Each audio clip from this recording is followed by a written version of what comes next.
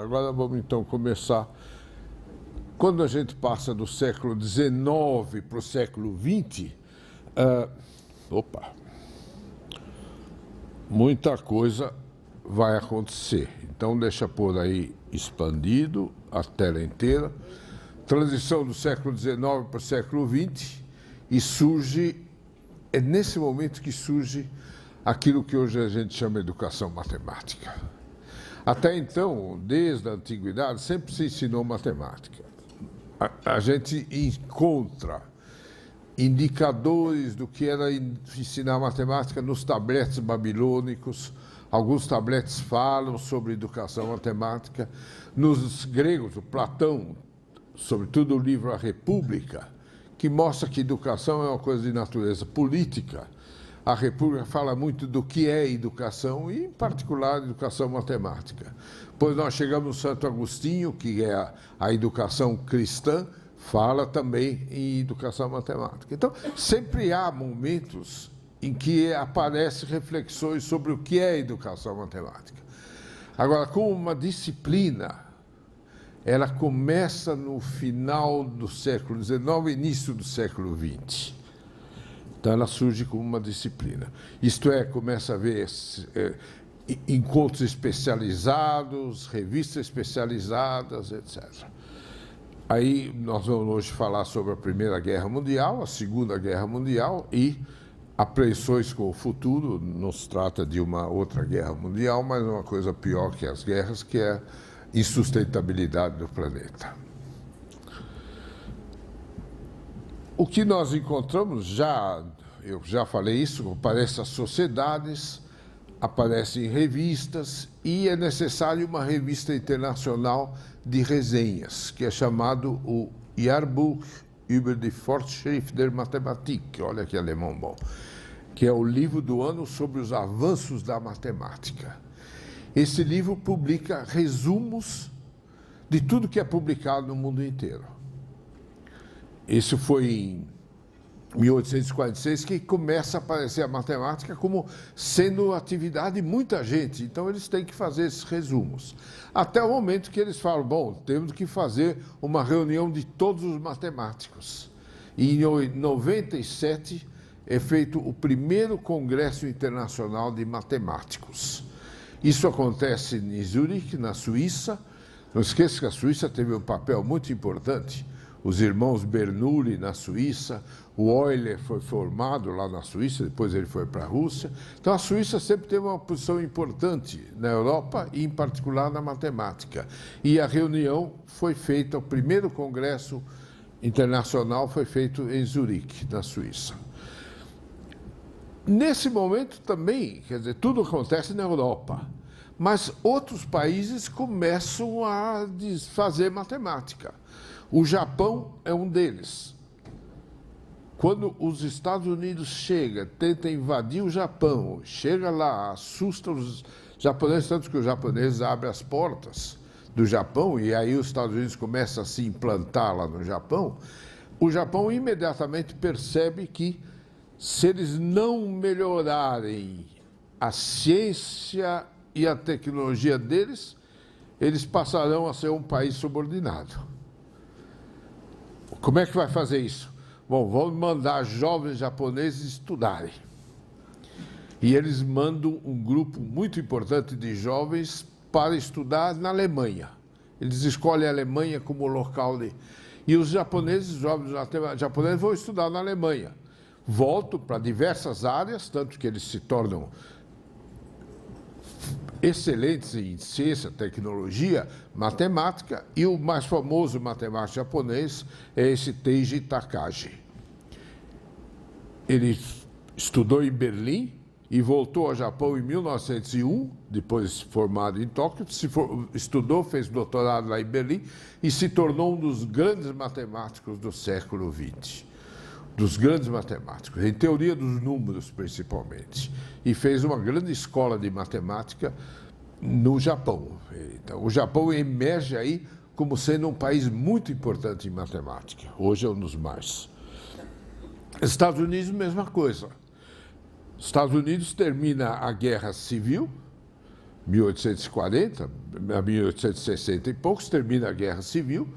Bom, eles têm que desenvolver o país. Desenvolver o país em ciência e tecnologia precisa matemática. E aí eles mandam alguns estudarem na Europa. Um dos mais conhecidos é o Benjamin Peirce. Ele era professor de Harvard e foi estudar na Europa, voltou para Harvard e fez uma das grandes escolas de álgebra, o grupo de pesquisa em álgebra, lá nos Estados Unidos. E os Estados Unidos começam a se desenvolver nessa área. Eles ainda percebem que não basta mandar gente, mas tem que contratar gente de fora. E contratam um inglês muito, muito importante, que é o Sylvester. Ele é contratado para a Universidade de Virgínia, depois fica na Johns Hopkins. Pode-se dizer que aí começa a deslanchar a matemática americana. É curioso que, nessa época, a gente poderia até dizer que aqui no Brasil nós tínhamos mais que nos Estados Unidos. Mas, a partir daí, eles deslancham e se tornam uma grande potência matemática. É fundada a American Mathematical Society em 1894, que existe até hoje, e se tornou a maior sociedade de matemática do mundo. A entrada no século XX, eu disse já, lembra, no século 1897 foi o primeiro congresso internacional de matemática. No século XX, no início do século XX, 1900, tem o segundo congresso, que é o Congresso Internacional de Matemáticos, e se faz em Paris. Porque a virada do século, quando começa o século XX, que é 1900, começa o século XX, Paris era uma cidade com grandes atrativos. Eles quiseram, por exemplo, construíram em Paris uma torre para mostrar a força da tecnologia, que é a Torre Eiffel. Construído lá em Paris, mostrando que beleza é tecnologia. Construímos esse edifício só em metal. E esse engenheiro, o Eiffel, mas ele é francês, eles chamam Eiffel mesmo, e o Eiffel que construiu essa torre também servia como o primeiro coisa para transmissão de sinais para rádio, que está nascendo nessa época também. Então, ao final do século, era uma efervescência tecnológica de uma tecnologia avançada. E Paris se torna uma cidade pioneira nesse negócio, mostrando essas coisas. Nós resolvem fazer 1900, a passagem do ano, tudo em Paris. E durante o ano tem umas 300 congressos internacionais, 200, 300 congressos internacionais, sobre várias coisas. Praticamente o ano inteiro é tomado por congressos internacionais. E um muito importante para nós é o Congresso Internacional de Matemáticos. Nesse Congresso Internacional de Matemáticos, o que você vai fazer? Claro, conferencistas, a presidente de conferência, trabalhos, como hoje, mesma coisa. Esse congresso, eles querem fazer uma conferência muito especial. Uma conferência que sintetiza tudo o que aconteceu no século XIX, que é o século de ouro da matemática, e o que estava faltando daquilo que tinha sido feito no século XIX. Isto é, fazer uma síntese do conhecimento matemático e dar uma indicação do que precisava ser feito. E convido esse grande matemático, que é vocês lembram do nome dele, é o tal do formalismo, o campeão do formalismo. Ele faz uma conferência importantíssima, onde ele dá 23 problemas que estavam abertos e não foram resolvidos no século de ouro da matemática, que precisariam ser resolvidos. E pode-se dizer, o século XX inteirinho foi dedicado a resolver os 23 problemas de Hilbert. Acaba o século, tem um deles que ficou meio pendurado, parcialmente resolvido. Os outros todos resolvidos. Então é um negócio, a conferência dele é formidável. Existe no texto, naquela coleção, existe o resumo de todos os problemas que ele propõe lá. São 23 problemas que definem o que é a matemática do século XIX e como vai ser no século XX. Logo em seguida, em 1901, tem um fato muito importante, que é o prêmio Nobel dado por esse milionário sueco, Alfredo Nobel, e é curioso que a matemática é permanentemente excluída. Nós já falamos disso a vez passada, a fofoca famosa, não é? A famosa fofoca do prêmio Nobel. O que está acontecendo no mundo nessa transição? Não é só matemática, matemática é parte de um mundo que está mudando. Muitas invenções.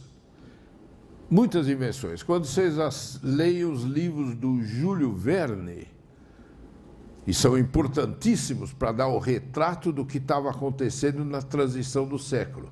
O Júlio Verne já antecipa tudo que vai acontecer no século XX. Seja para o fundo do mar, seja as viagens interplanetárias, alcançar a Lua, tudo isso já é aquilo que está pintando que no século XX iria acontecer.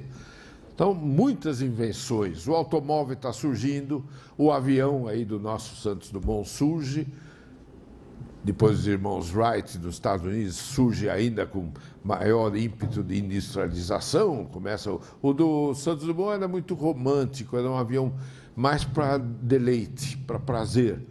E aí entra os irmãos Wright como um avião que é feito para fins comerciais, bélicos, etc.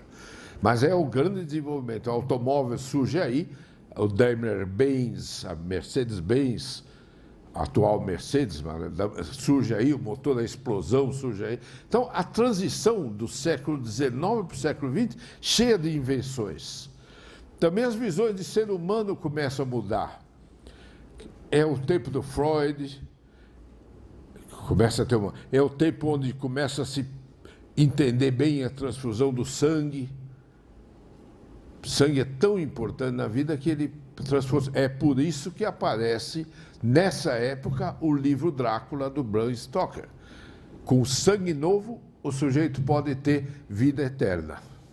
Essa é a história do Drácula. O Drácula chupa sangue novo, chupando sangue novo, ele não morre mais. É o momento onde a transfusão de sangue está aparecendo e mostrando isso, que se você está muito mal, uma transfusão de sangue pode te recuperar. É tudo ligado, não é? A ficção é muito ligada, o Júlio Verne é ligado ao progresso tecnológico. O Drácula, a literatura, é ligada ao progresso na biologia, na medicina. O mundo físico começa a mudar. Puxa, tem certos fenômenos físicos que a mecânica do Newton não explica. Precisa um outro tipo de mecânica, entre a mecânica quântica e a relatividade. Tudo isso acontecendo na mudança de século. O imaginário popular também passa por, sobretudo com coisas de ficção. O imaginário popular, esse imaginário popular, dá origem a uma outra visão nas artes. É quando aparece o cubismo, o impressionismo, tudo isso aparece com muita força. Na música, a dodecafonia começa a ter outro tipo de som. Tudo isso começa a surgir.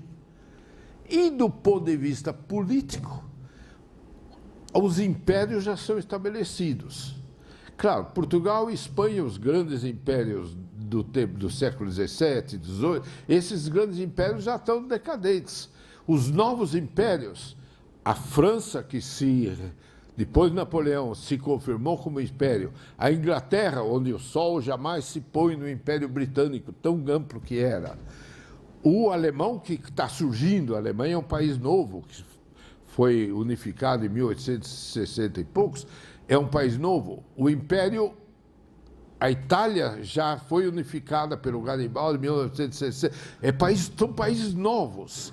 E esses países imperiais novos, a Rússia se expandiu até o Pacífico, pertinho do Japão, o grande Império Russo, o Império Austro-Húngaro, tudo que é Áustria, Hungria hoje, Tchecoslováquia, tudo isso unido no Império. Então, esses impérios todos, claro, do lado da África, tem o Império Otomano, os turcos, dominando todo o norte da África. Tudo. Então, são grandes impérios que, obviamente, entram em rivalidade. E desses grandes impérios surgem duas novas estrelas, o Japão e os Estados Unidos. O que está acontecendo com o Império Brasileiro não tem esse tipo de pretensão. Está limitada. A América do Sul é mais ou menos esquecida nesse negócio. Apesar da grande guerra de natureza imperial, que foi a Guerra do Paraguai, que muitas vezes a gente não dá a devida importância quando se fala em história, mas foi muito importante para definir o que se passa no hemisfério da América do Sul. Bom, isso é o que está acontecendo nessa mudança de século. A matemática está na base de todas essas coisas. Nas invenções se faz com muita tecnologia, com muita ciência. Visões do ser humano é muita ciência. Visões do mundo físico, então, nova ciência, muita ciência. Quer dizer, para ser um cidadão participante, aqueles que têm que participar desse negócio tinham que conhecer muita matemática. Muita matemática. Pelo menos uma matemática que servisse para trabalhar com novos aparelhos, com nova tecnologia, etc. A educação matemática deve ser repensada. Isto é, o ensino de matemática, quando só se ensinava as coisas mais clássicas, tradicionais, etc. Bom, nós temos que ensinar alguma coisa que responda mais a essa nova ciência que está surgindo. E aí a educação matemática passa a ser uma coisa chave em tudo isso, toda essa mudança. Ensinar matemática, que matemática, como ensinar, tudo isso aí começa a despertar interesse de muita gente. Passa a ser uma prioridade nacional. A educação, como eu já acabei de dizer, aparece algumas reflexões sobre educação, sobre matemática, desde os egípcios, os babilônicos, os judeus, os gregos, romanos, depois a cristianização. No mundo árabe, as escolas corânicas se preocupam sempre com um tipo de educação muito especial. Depois aparece a Idade Média, os mosteiros. Eu não vou repetir isso, muito do que isso eu falei. Conquista, colonialismo. Há uma nova educação. Comênios surge já em 1670 como realmente um grande teórico sobre educação. Todo mundo que faz educação não devia ler a didática magna do Comênios. O Discurso do Método é um livro de educação e a ciência moderna surge com o Newton.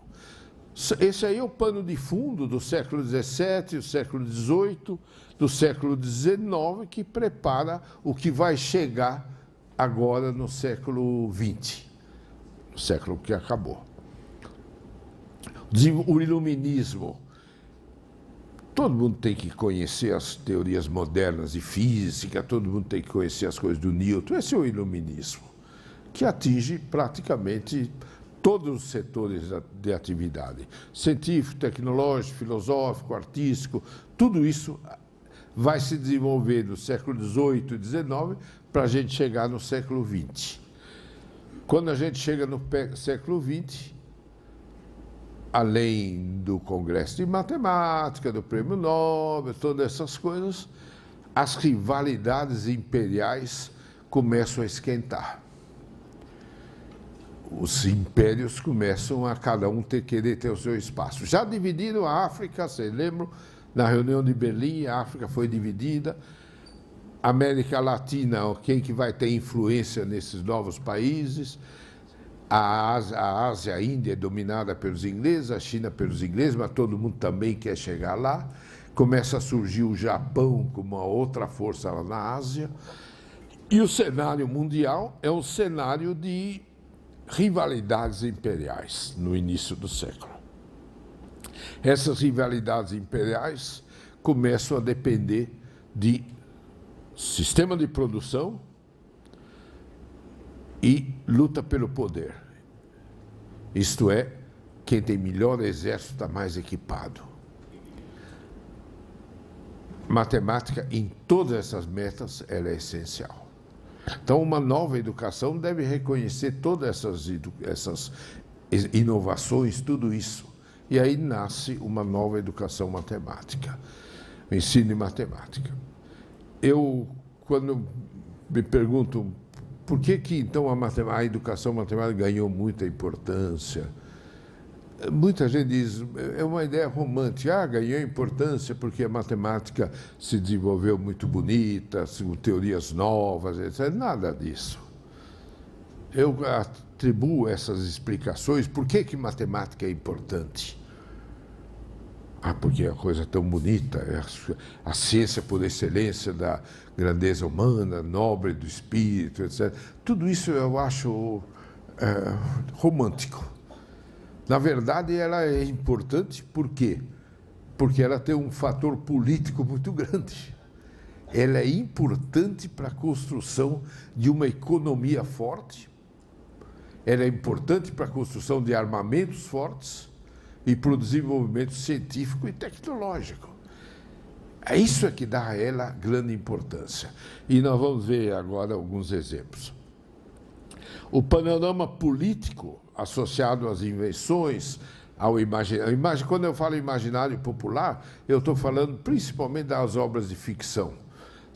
Quando a gente fala em Júlio Verne, que é o mais conhecido, mas há um monte de outros parecidos com ele, falando em o que será o mundo do futuro, o que será o mundo do futuro. Começa a surgir, por exemplo, o cinema que também é produto dessa época. E surge um cinema que explora condições de futuro. Tem um filme formidável que chama, todos devem assistir, chama Metrópolis, onde ele mostra a construção de um robô. Esse robô que a gente vê como fantasia, aquele robô, tem até o filme aí que, como é que chama, da televisão, tem uma novela aí, Morde e Assopra, isso, meu. Morde e Assopra. O moço ali, um sujeito, acaba construindo um robô que é igualzinho à moça que ele estava apaixonado. Eu só vi um pedacinho disso, achei notável. Depois procurei, ela não apareceu mais, não adianta. Mas é interessante. Isto aí aparece num filme chamado Metrópolis, de 1920, por aí. Filme mudo, que eu recomendo a todos que assistam. É um mundo novo que já estão descortinando. O que vai ser esse mundo no final do século XX?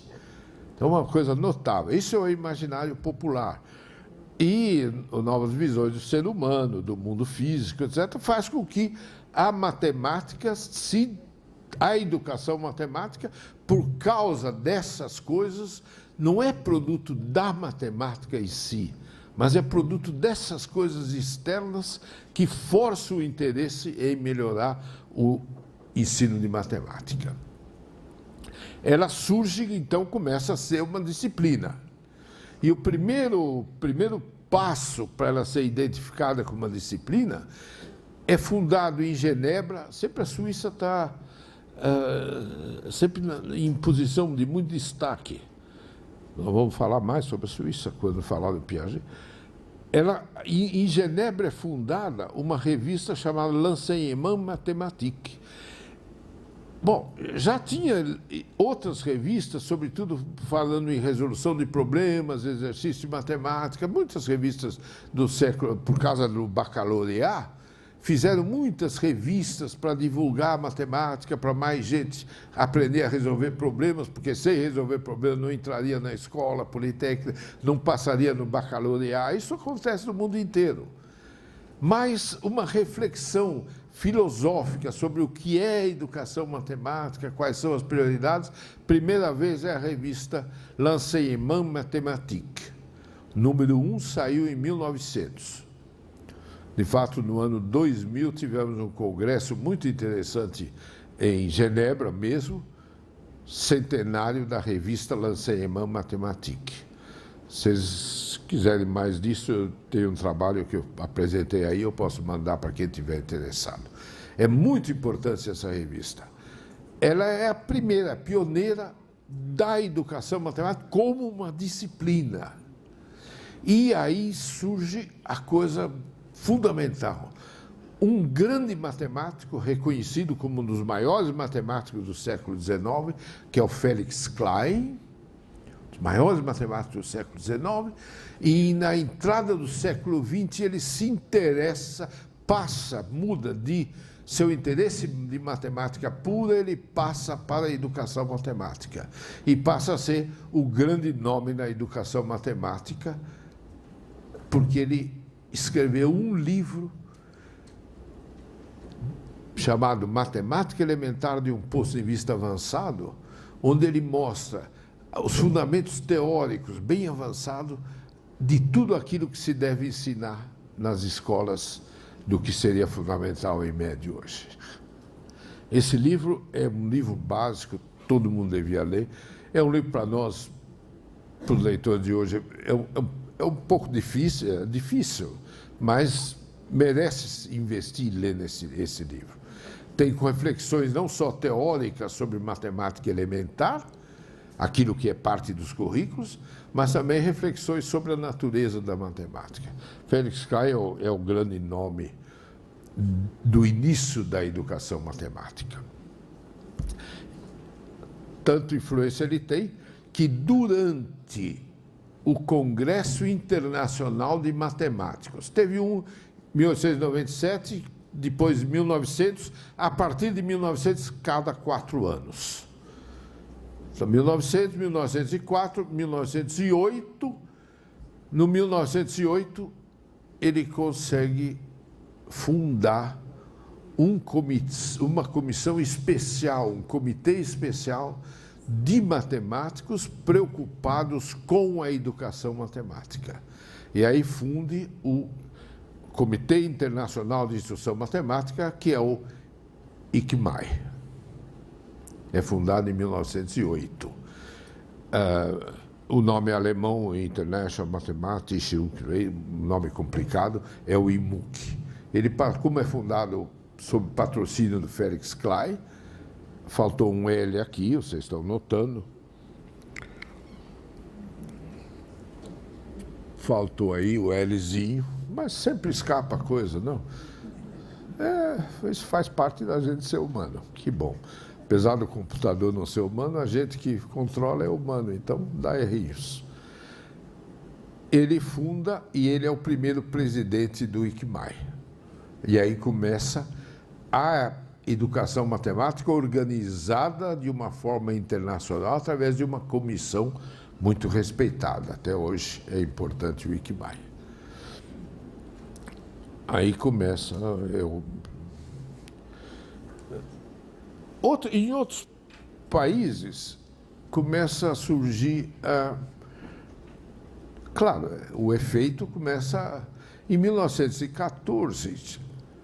Em 1894, eu já mencionei para vocês, foi fundada a American Mathematical Society. Quer dizer, os Estados Unidos começam a ter um peso muito grande em todo esse movimento de matemática, de pesquisa em matemática. Grandes matemáticos começam a ir para os Estados Unidos e começam a aparecer grandes matemáticos americanos. Mas aí surge essa voz europeia do Felix Klein, precisa se preocupar com educação. E um pessoal do American Mathematical Society, eles estão interessados em matemática pura, pesquisa matemática. Aí um grupo começa a dizer, não, nós precisamos nos preocupar com a educação, sobretudo com a educação na formação de novos matemáticos. Quem são esses novos matemáticos, novos pesquisadores que são formados? São aqueles que entraram para fazer um curso superior de matemática. É o curso de graduação, que a gente chama. E a preocupação com o curso de graduação leva um grupo de matemáticos a falar, nós temos que nos preocupar com aquilo que eles chamam Collegiate Mathematics, porque o curso de graduação nos Estados Unidos chama college. Então, quando você entra na graduação, você entra no college. E eles falam, nós temos que nos preocupar com a matemática do college, que até hoje eles falam Collegiate Mathematics, que é a matemática dos cursos de graduação. Um grupo os matemáticos da American Mathematical Society diz, não, a American Mathematical Society é para matemática pura, para pesquisa. Mas nós vemos com simpatia damos as boas-vindas ao grupo que está interessado também em educação. Não há uma rejeição, mas, bom, esse é outro departamento. Seria talvez uma outra sociedade. De fato, fundar outra sociedade, então. E aí a American Mathematical Society, membros da American Mathematical Society, decidem fundar uma outra sociedade cujo objetivo é estudar, refletir sobre a matemática nos cursos de graduação. Essa Mathematical Association of America, até hoje, é uma das... American Mathematical Society e a Mathematical Association of America são as duas maiores que tem no mundo. Essa Mathematical Association of America publica uma revista conhecidíssima, importantíssima, chamada American Mathematical Monthly. Todos vocês devem conhecer, tudo quanto é biblioteca, acho que assina essa revista, importantíssima. Mas eles estavam preocupados com o ensino de graduação. No college, quando você entra no ensino de graduação, isto é, 18 anos depois de passar pelo secundário, certo? E quem está preocupado com o secundário? Bom, isso aí já é outra história, não é com a gente, é com os pedagogos. Mas isso não faz parte da matemática. Uma atitude assim de rejeição daqueles que estão dando aula e que estão preocupados com o ensino primário e secundário. É um momento muito sério esse tipo de... Não, isso não é nossa preocupação, isso é dos pedagogos. Aí há também um reconhecimento que essa área primário e secundário é muito importante. Tem que ser considerada. Mas no Mathematical Association of America não é bem a nossa área, nós não estamos muito interessados. Aí fundaram uma outra sociedade, que é o National Council of Teachers of Mathematics, o NCTM. Essa é, em número, é a maior organização matemática do mundo, tem cento e tantos, quase bem mais de 100 mil participantes, membros. Ela se reúne todo ano numa reunião, corresponde ao nosso SBEM, se reúne todo ano em várias cidades diferentes. As reuniões são entre 12 e 15 mil participantes.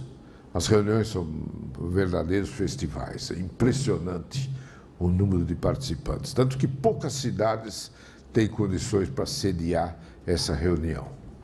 E todo ano ela se reúne. Todo mundo devia ter, pelo menos uma vez, ir assistir uma dessas reuniões, para ver quanta coisa acontece. Muito importante. O NCTM, de acordo com seus fundadores, viria a dar respeitabilidade à pesquisa em educação matemática em níveis também primário e secundário. O primeiro presidente, fundador, Julius Lavater, tem uma citação muito importante. Ele diz: a pesquisa em educação, isso inclui educação matemática, não tem tido o devido respeito dos acadêmicos de educação e nem de pesquisa. Os educadores não se preocupam com isso. E os pesquisadores, menos ainda. Então, é um momento onde pensar em educação matemática para a criança ganha respeitabilidade. E você vê no NCTM, um grande número das conferências é dado por professor de sala de aula, que está cuidando de criança de 7, 8 anos. Então, a presença dos professores, esses professores, bom, poderiam ser membros da Mathematical Association of America, podiam ser membros da American Mathematical Society. Ninguém tinha coragem de ser membro, porque eles não tinham o que falar, não tinham nenhuma respeitabilidade. E o NCTM veio dar a esses professores grande respeitabilidade.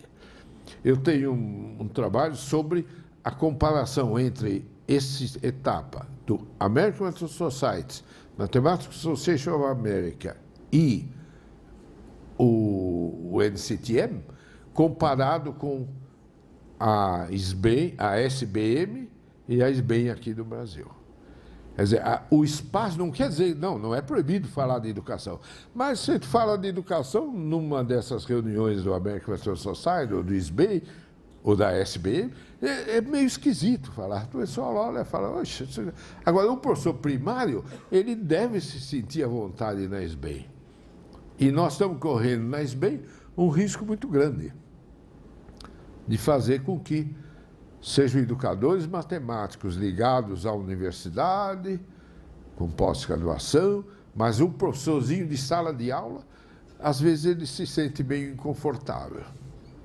Desde a fundação da SBA, eu tenho defendido, a SBA tem que ter um espaço para o professor de sala de aula que não está fazendo nenhuma pesquisa em educação, ele está lidando com as crianças. Ele tem muito a nos dizer. Bom, isso é outra reflexão. Não faz parte da história. Vou falar, então, em história da educação matemática, dos primeiros conflitos que aparecem sobre como conduzir a educação matemática. São coisas muito importantes, porque são ideias que até hoje merecem ser bem trabalhadas por nós. Uma primeira citação que eu tenho é do John Dewey. Muita gente conhece, quem não conhece o John Dewey deve conhecer, um dos educadores mais importantes que tem. Ele é, no fundo, o inspirador da ideia da escola nova, de Paulo Freire, toda essa gente. O John Dewey está na origem de tudo isso. Então, os trabalhos do John Dewey são muito importantes. E ele diz, num livro chamado Psicologia do Número, ele faz uma reação contra o formalismo. Ele diz, a matemática não pode ser tão formal. Ele diz, a relação entre o aluno e o professor não pode ser uma relação tensa. O aluno e o professor têm que estar juntos, cooperando. E deve haver uma integração entre todas as disciplinas. Matemática como uma disciplina isolada não está certo. Ela deve se integrar e os professores todos se integrarem. Essa é uma reflexão que eu acho que merece ainda ser considerada pela gente. Uma outra coisa muito interessante acontece numa reunião da British Association em Glasgow, na Escócia. Eles dizem, é imensamente importante que ao adotar um método de ensino elementar, ele não deve ser prejudicial para um jovem entre 1000 que gosta do raciocínio abstrato. Esse sujeito tem que ser cuidado, é um entre 1000 que gosta de abstrato. Mas, e os demais, os 999 que não gostam de raciocínio abstrato? Eles não podem ser prejudicados. Isso é um negócio que para nós, que a gente acha, todo mundo deve estudar a mesma coisa. Não é. Numa classe você tem um que gosta de dançar, outro que gosta de matemática. Aquele que gosta de matemática tem que ser levado ao melhor do que ele pode dar em matemática. Aquele que gosta de dançar nem liga para matemática. E daí? Pode ser um dos maiores dançarinos do mundo. Então, esse alerta para que as pessoas são diferentes, os interesses são diferentes, não está sendo levado muito a sério no nosso sistema educacional. Ele também, o João Perry, é aí que entra em conflito com os matemáticos, ele diz, são os matemáticos que decidem sobre o programa, o que deve ser ensinado. E os matemáticos é que nos dão os professores. Ele diz, os professores devem surgir daqueles que estão com a mão na massa. É uma ideia que foi muito debatida, foi um dos congressos mais importantes sobre educação matemática, foi esse de 1901.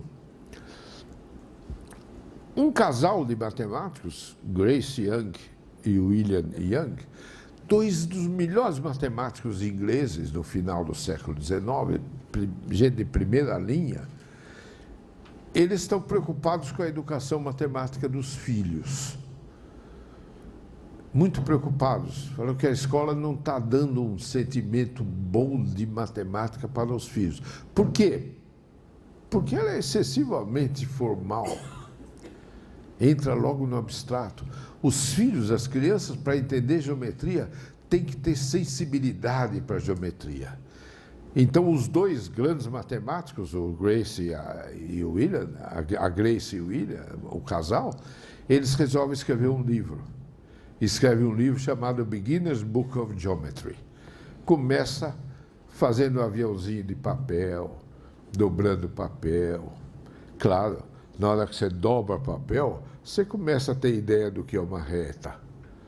E a partir dessas coisas é que ele chega aos teoremas da geometria formal, como a gente tenta ensinar.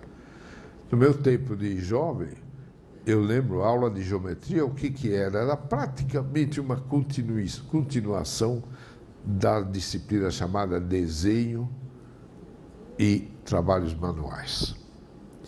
Então, toda a sensibilidade para a geometria vinha, porque quando começava a mostrar, no segundo ano ginasial, mostrar a demonstração de um teorema, aquele teorema eu já sabia.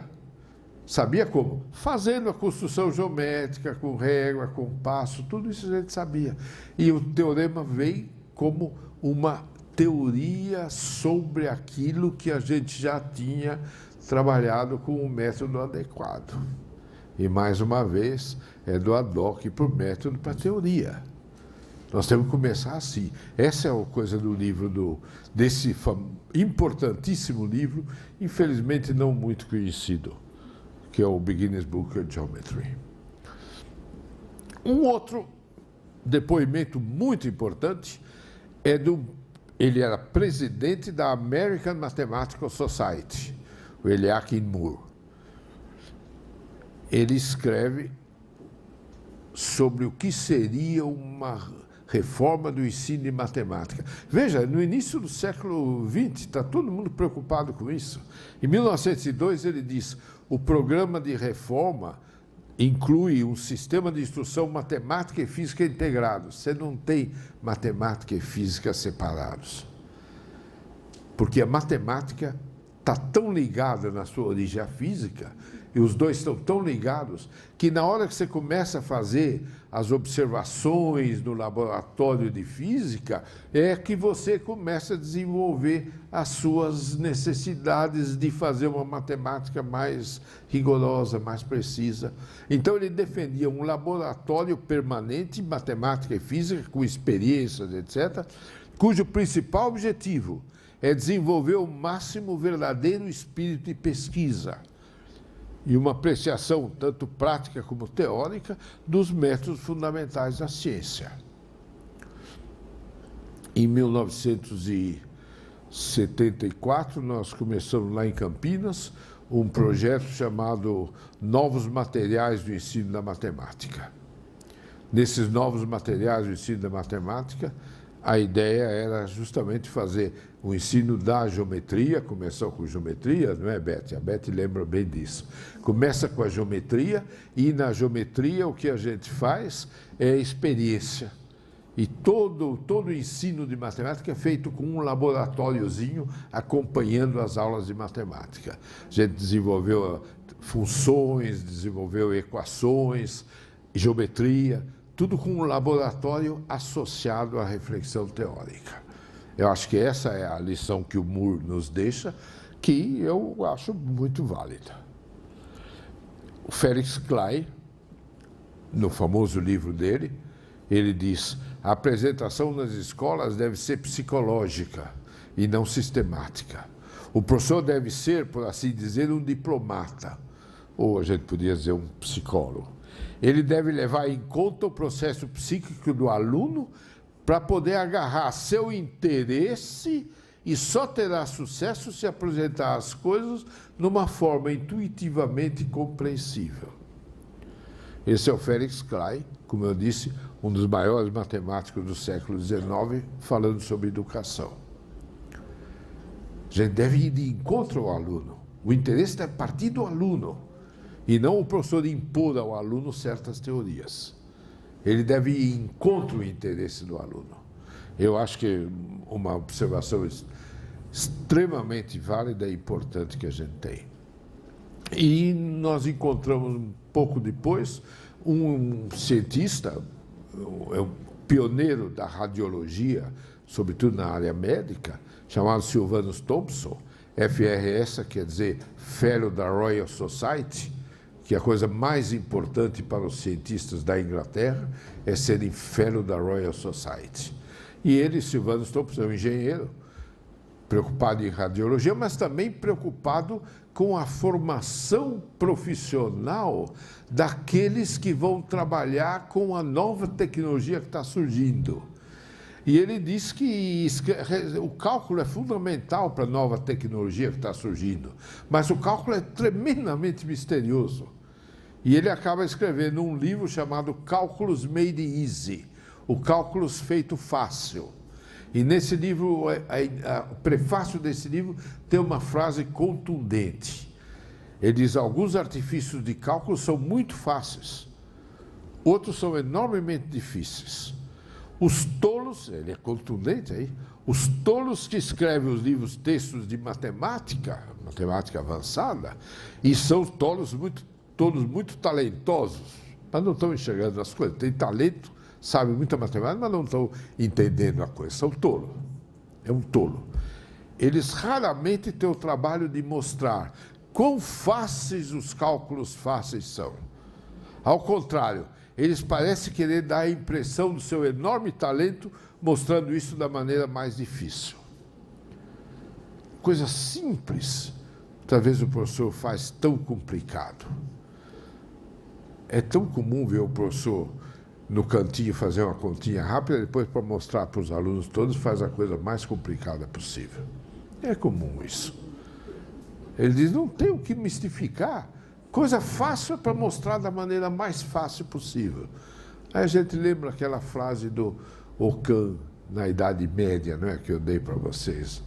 Quando tem muitos meios de fazer, o mais fácil é o que deve ser seguido.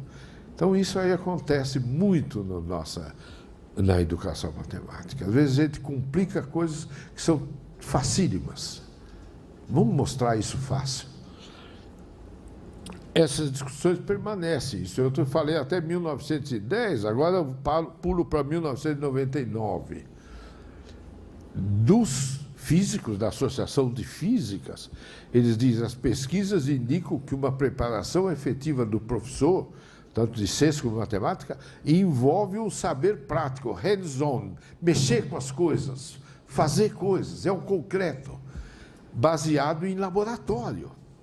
Uma boa educação em ciência e matemática ajudará a criar um público cientificamente instruído, capaz de tomar decisões informadas em política pública envolvendo assuntos científicos. E aí, quando se fala tanto em cidadania, o que é cidadania? É na hora de votar, você ser capaz de entender as coisas complexas que estão envolvidas no processo político. Por exemplo, toda a questão ambiental.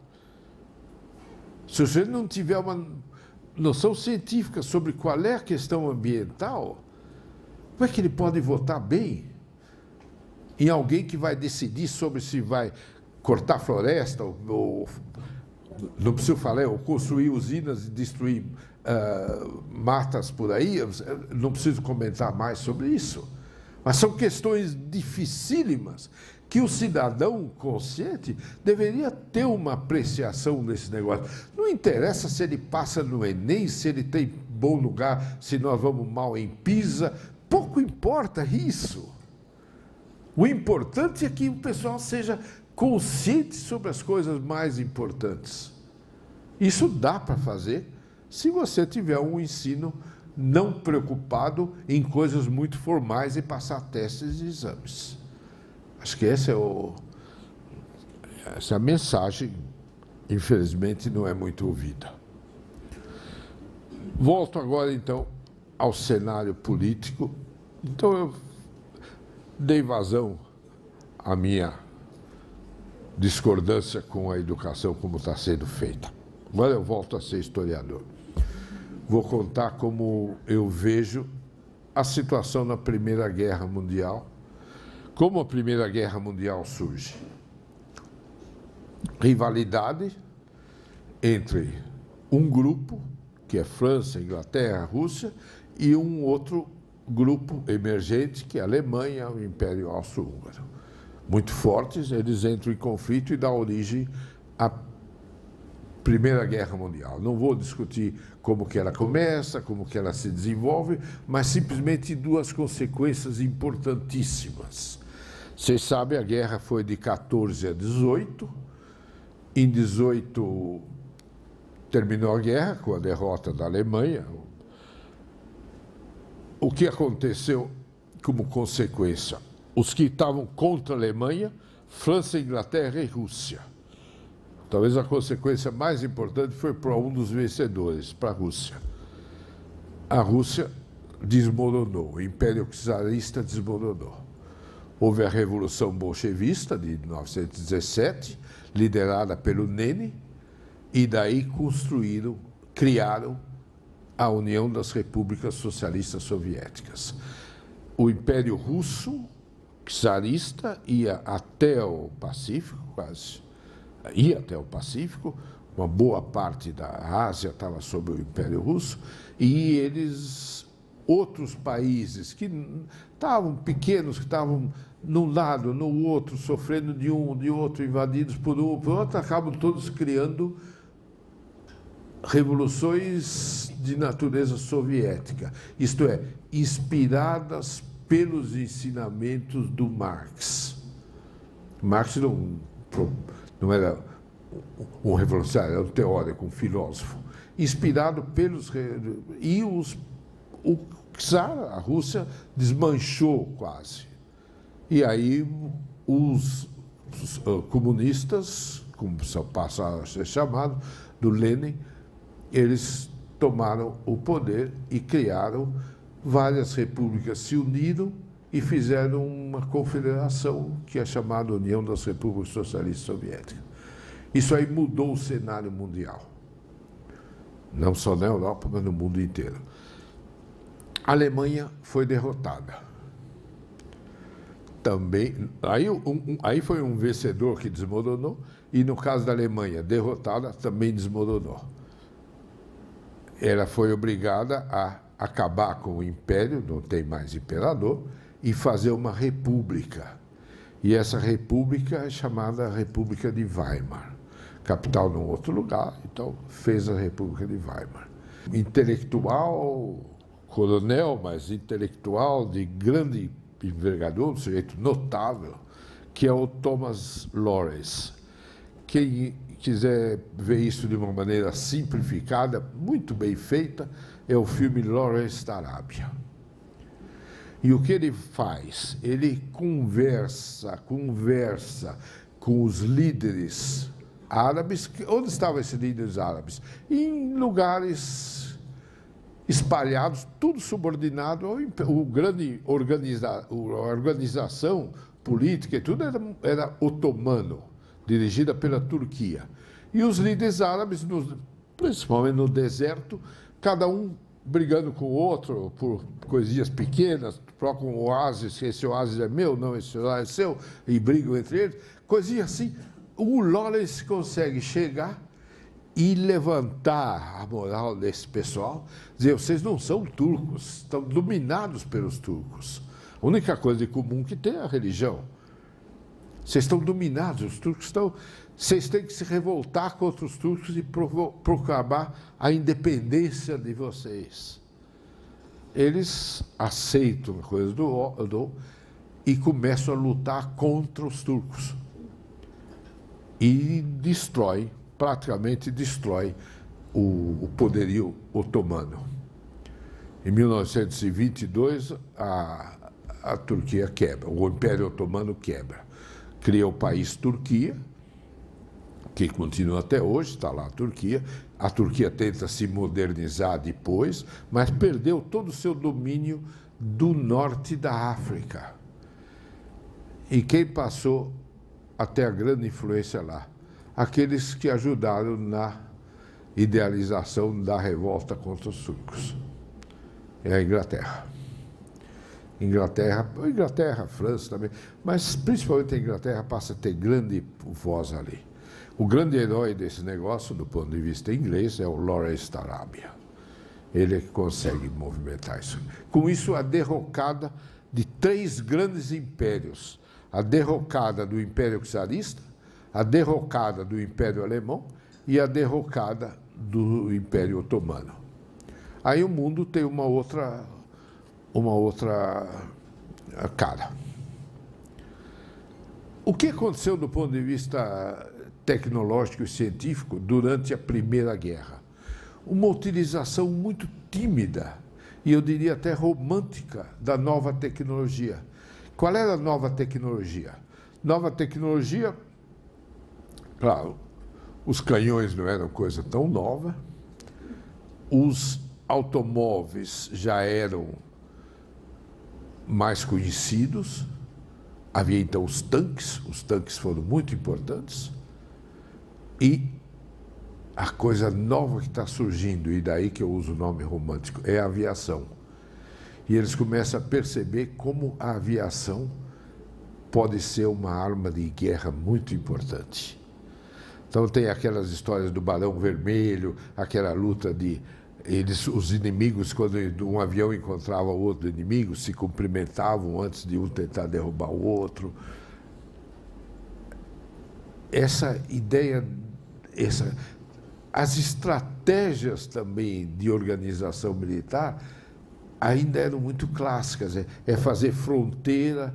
Então tinha a famosa linha Maginot, linha Maginot vem depois, mas são as fronteiras, achando que fronteiras, e a guerra de 18 e 14 é guerra de baioneta e fronteira.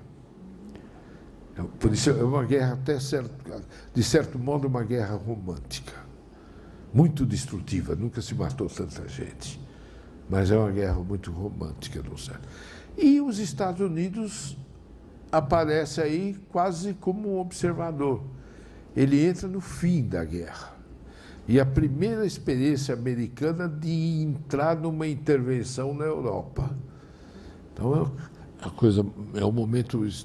Leia um pouco sobre a Primeira Grande Guerra, que há muito para aprender sobre a primeira... Esse tipo de atitude, o que era uma guerra, o que é destruir um inimigo. Isso é muito interessante, do ponto de vista de uma forma de o quanto vale a vida de uma pessoa. Merece ser analisado. As consequências políticas dessa grande guerra, claro, a Itália participou do lado aliado, mas participou no fim e que depois da guerra ela tinha um certo tipo de acordo com a Alemanha, com o Império Austro-Húngaro, por causa das colônias da África, isso é uma outra história. Ela tenta... acabou a guerra, ela tem que se reconstruir, e para se reconstruir surge um líder da maior importância, que é o Benito Mussolini. Não esqueça que a Europa inteira está se reorganizando. Mussolini, na Itália, ele consegue o poder, fica eleito e fica primeiro-ministro e pronto. E aí começa o fascismo italiano. Na Alemanha, a República de Weimar acaba sendo uma república que não dá certo, não funciona, não dá certo. É uma república altamente intelectualizada. As maiores produções científicas e artísticas vêm dessa República de Weimar. Mas, do ponto de vista de organização social, política, ela não funciona, econômica, não dá certo. Isso abre o espaço para surgir um líder, como aconteceu na Itália, um líder que é o Adolf Hitler. E aí começa o nazismo na Alemanha. Nos Estados Unidos entrou tardio na guerra, etc., mas os Estados Unidos é fortemente atingido por uma grande crise, que é a crise de 1929, a crise econômica. A economia está arrebentando no mundo inteiro. E os Estados Unidos é um país que entra numa crise muito, muito forte.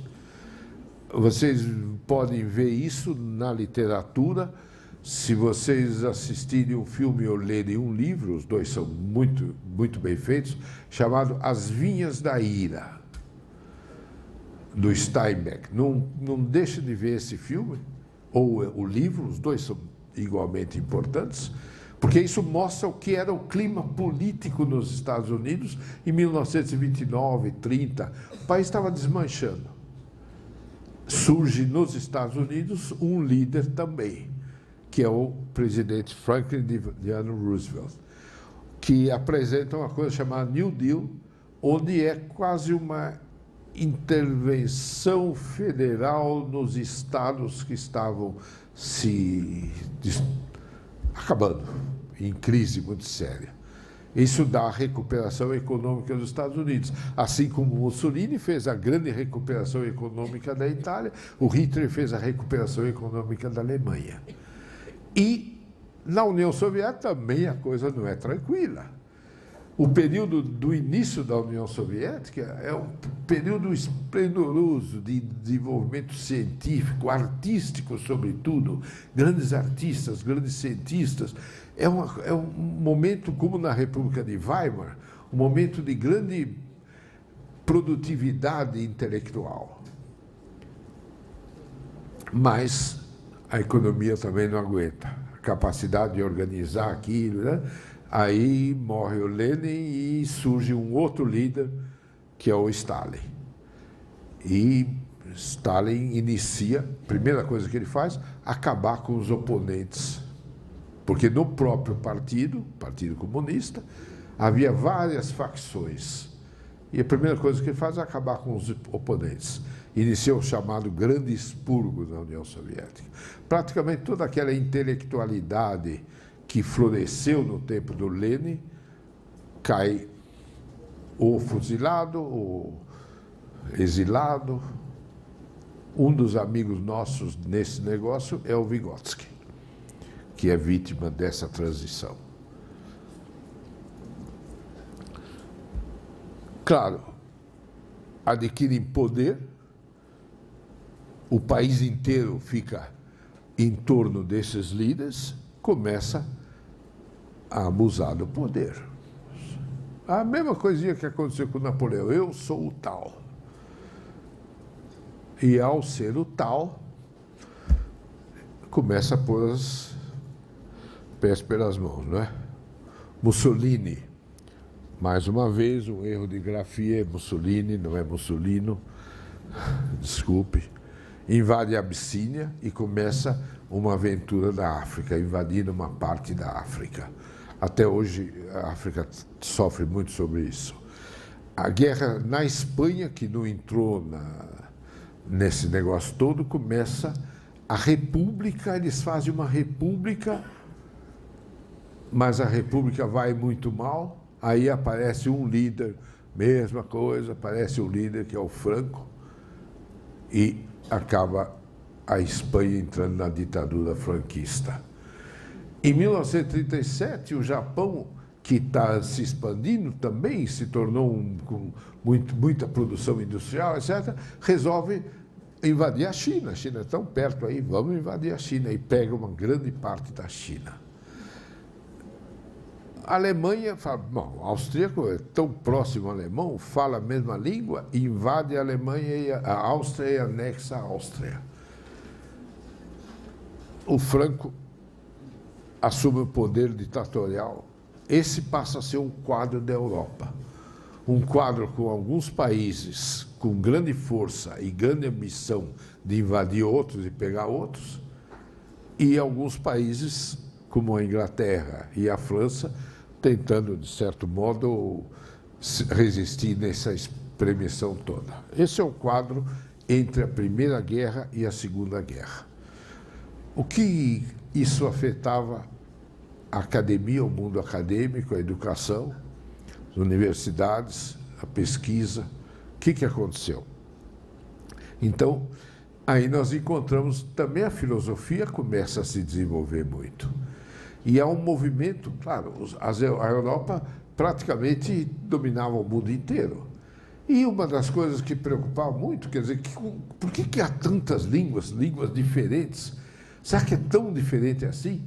e começa a haver uma pesquisa sobre o comportamento linguístico de toda essa gente e uma tentativa de fazer um estudo comparativo, etc. E através da linguística surge aquilo que a gente chama o estruturalismo.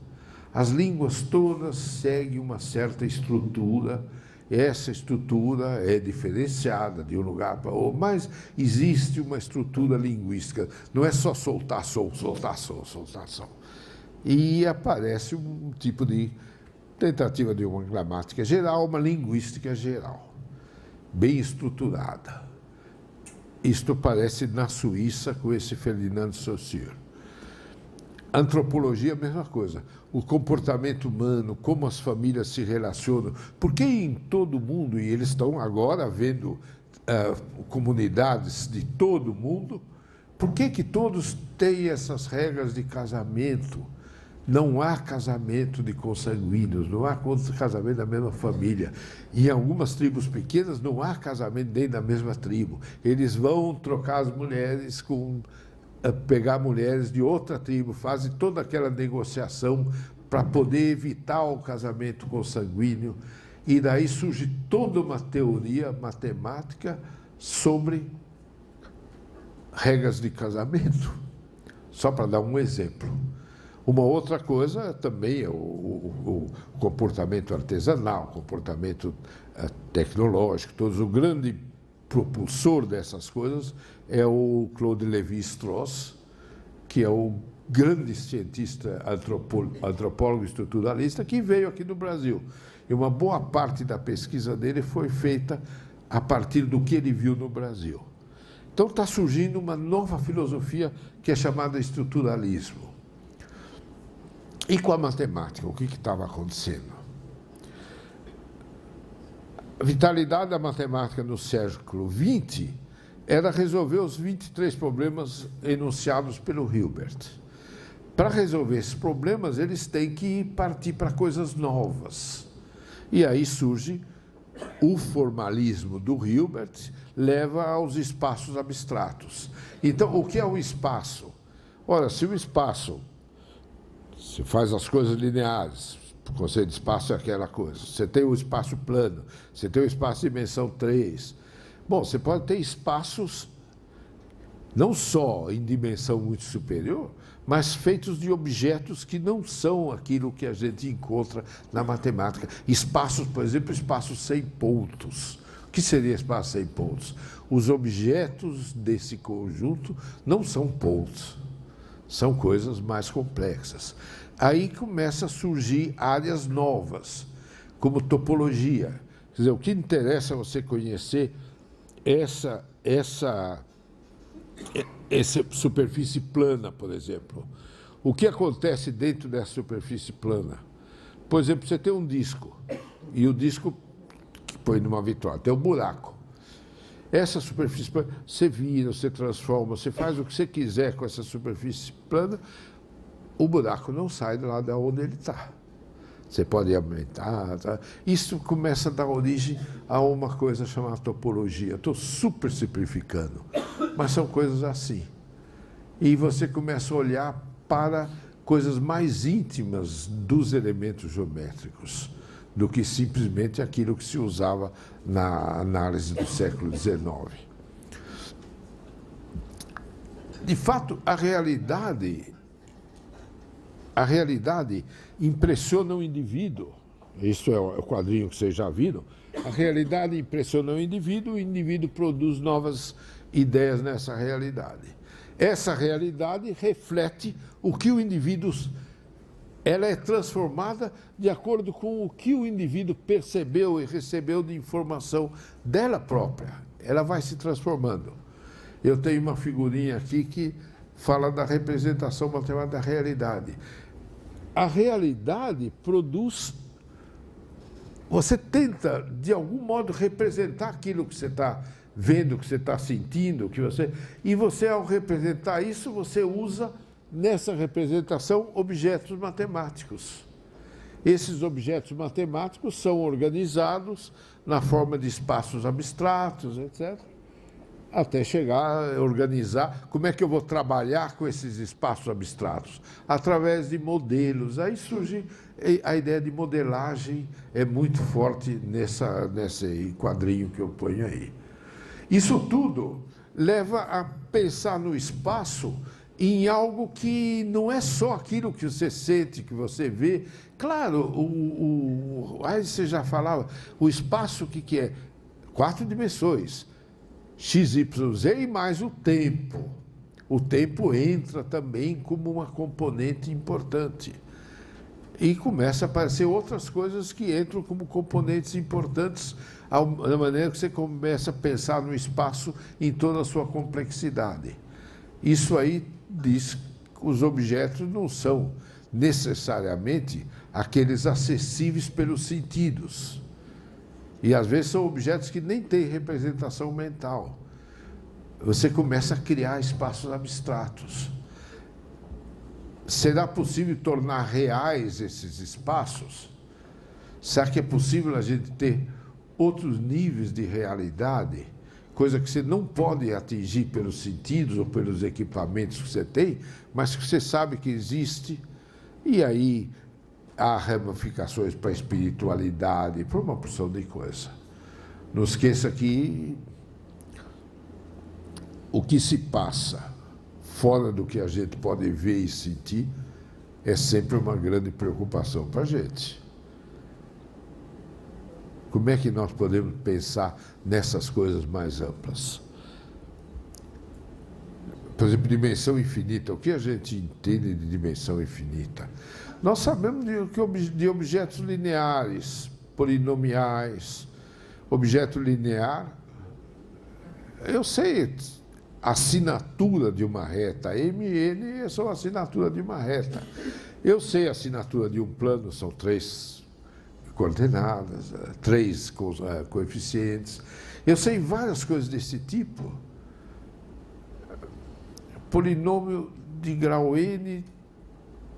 Bom, polinômio é muito fácil, você pode até desenhar coisas, mas já de grau N complica um pouco. As séries têm coeficientes. Bom, aí como é que eu vou dizer? Mas eu sei que tem uma infinidade de coeficientes. Isso já, o espaço de dimensão N já começa a ser palpável para a gente, porque a gente pode operar com eles. Você tem uma álgebra multilinear que permite falar espaços vetoriais de dimensão N. Você faz muita coisa com ele. O infinito também tem uma possibilidade, mas você quer ir um pouco além disso. Você quer ir além daquilo que se passa só com epsilon e delta. Tudo isso pode ser feito com epsilon e delta, topologia pode ser feito com epsilon e delta, vizinhança de um ponto. O que é o epsilon? Você tem um x, você tem x menos epsilon, x mais epsilon. Ou se você tiver no plano, você tem um círculo, o x está ali no meio, o raio epsilon te mostra tudo a vizinhança de um ponto. Agora, será que essa vizinhança precisa ter um ponto para você falar? Ou você pode falar a vizinhança de um objeto qualquer? Então, são coisas que começam a criar no imaginário do matemático possibilidades as mais diversas. Geometria, curvatura de espaços. O que é o espaço? Puxa, a curvatura de espaço aparece muito bem quando você pensa no horizonte, por exemplo. O que acontece? Você vê que aquelas coisas se encontram lá atrás, etc. Existe uma coisa da curvatura que tem que ser devidamente estudada. Quando se observa, por exemplo, a natureza. Coisas desse tipo também ganham um grande impulso. Já ideias que começaram no século XIX, espaços de funções, não precisa ser pontos, você pode ter um número de funções, você tem um conjunto de funções, muitas funções. Bom, isso aí é um conjunto de funções, não é um conjunto de pontos. Os elementos não são pontos, são funções. Tanto que tem um trabalho importantíssimo de um matemático que veio aqui para o Brasil, Antônio Monteiro. O título é Espaço sem pontos. Não tem ponto. Tem funções. Então, isso é aquilo que a gente chama análise funcional. Isso tudo surge, um exemplo aí, você pega uma função espaço das curvas, a função f contínua derivável, então o espaço das curvas planas. Então, nesse conjunto, o que você tem? Você tem todas as curvas possíveis. Agora, dentre todas essas curvas possíveis, você pode ter uma função que a cada curva atribui o seu comprimento, por exemplo. Então, é uma função. Não é uma função cuja variável independente é um ponto. Não, a variável independente é uma curva. A variável dependente, o resultado, o que é? É o comprimento da curva. Isso tudo dá para fazer um monte de matemática, que é o que preocupa o pessoal no espaço que vai do início do século XX até o início da Segunda Guerra. Topologia, a mesma coisa. Você tem desenvolvimento de álgebra linear, álgebra espaços vetoriais, todas essas coisas que a gente estuda nos cursos, que vocês estudaram, todos os cursos de graduação, são coisas que começam a se organizar no século XX, com a grande motivação resolver os problemas de Hilbert. Um dos grandes nomes em toda essa organização é um matemático que não é uma pessoa, mas é um grupo de matemáticos. Até metaforicamente é a mesma coisa de você ter um espaço que não é de elementos. Você tem uma cabeça, um indivíduo, que não é só ele, mas é um grupo de indivíduos que age como um todo. Esse é o que a gente chama de matemático coletivo. O que são? São jovens matemáticos de 22, 23 anos que estão muito inconformados que os velhos não entendem o que eles querem falar. Os velhos não entendem o que eles querem. Eles estão inconformados com aquela matemática que vinha sendo feita pelos professores. E eles dizem, precisamos de ideias novas, precisamos dar um pulo em ideias novas. Mas os professores nem dão bola para eles. Aí eles inventam uma história e dizem, olha, professor, chegou da Rússia um jovem refugiado. A Rússia, a União Soviética, era uma surpresa, ninguém sabia o que estava se passando lá. Depois da guerra, fecharam, ninguém sabia o que se passava lá. Puxa, chegou um jovem refugiado russo, é um matemático, um jovem matemático com ideias novas. Puxa, vamos ver o que é. Aí um deles se disfarça e dá uma conferência sobre as ideias novas. Mas era um daqueles jovens que queriam enganar os professores. Claro, os professores percebem, mas aprenderam a lição. A lição é que os jovens têm algo a dizer. E aí os jovens ganham um espaço. Mas eles falam, puxa, nós conseguimos esse espaço graças ao nosso esforço coletivo. Não é o André Veilo, o Jean Dieudonné, vocês são os fundadores. Não é nenhum de nós, mas nós todos é que somos. Como é que a gente vai fazer? Nós falamos para eles que o matemático veio da Rússia, chamava Nicolas Bourbaki. Então vamos falar que tudo que a gente faz é feito pelo Nicolas Bourbaki. E aí surgiu esse personagem chamado Nicolas Bourbaki, que eles se reuniam em grupo num seminário e cada vez que saía um resultado do seminário, eles publicavam em nome de Nicolas Bourbaki. E, inclusive, isso é bem estudado na tese da Ruth Cunha Pires. Ela explica muito bem isso. Inclusive, eles falam, não basta publicar trabalho, vamos publicar um livro. E começa a publicar um dos livros mais importantes no período, primeira metade do século XX, que são chamados elementos de matemática. Eles se inspiram no título do Elementos de Euclides, até certo ponto. Muita gente diz que os elementos de Euclides não é contribuição do Euclides. O Euclides recolhia coisas de muitos outros. Quase que, diria o Bourbaki também, recolhe coisas de todos aqueles grupos. Quem são os Bourbaki? É um grupinho de pessoas que não podem passar de 40 anos. Quando chega a 40 anos, ele cai fora. E vai entrando gente nova. Eles se reúnem. Então, esse anonimato produz uns livros muito importantes que são chamados elementos de matemática. Fala, toda a matemática vai ser escrita nesse estilo e cria um estilo novo de se fazer matemática. Formal, mas muito, muito bem feito. São livros importantíssimos, publicados já há cerca de 100 fascículos, cada vez tem um fascículo, é muito interessante. Um primeiro livro é a Teoria dos Conjuntos, depois Álgebra, depois Topologia. Esta classificação aqui diz quais são as áreas de matemática importantes lá quando chega em 1950. Essas são as áreas importantes. Entre a Primeira Guerra e a Segunda se desenvolve isso. Funções de variável real, espaços vetoriais topológicos, integração. Isso eu diria é o quadro da matemática que se desenvolve no período até a Primeira Guerra. No cenário internacional, o prêmio Nobel é uma coisa que fica atravessada na garganta dos matemáticos. Eles criaram uma medalha chamada Medalha Fields. Depois, agora tem o prêmio Abel, que é muito melhor. Igual ao prêmio Nobel. A medalha Fields era mais barata, pagava menos, etc.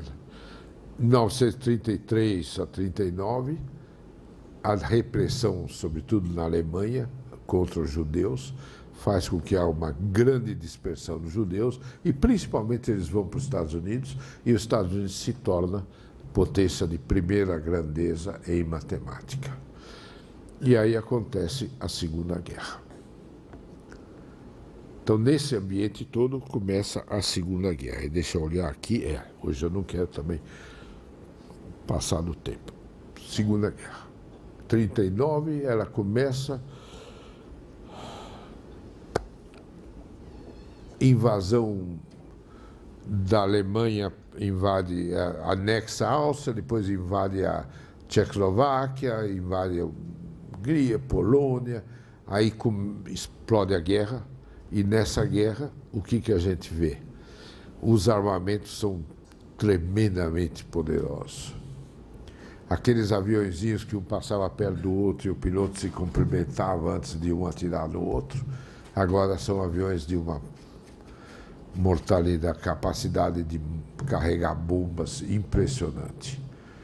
Canhões de um alcance enorme e, todas essas armas poderosas que a gente tem, que destrói cidades com bomba, dinamite, ainda não é tão forte como uma superbomba.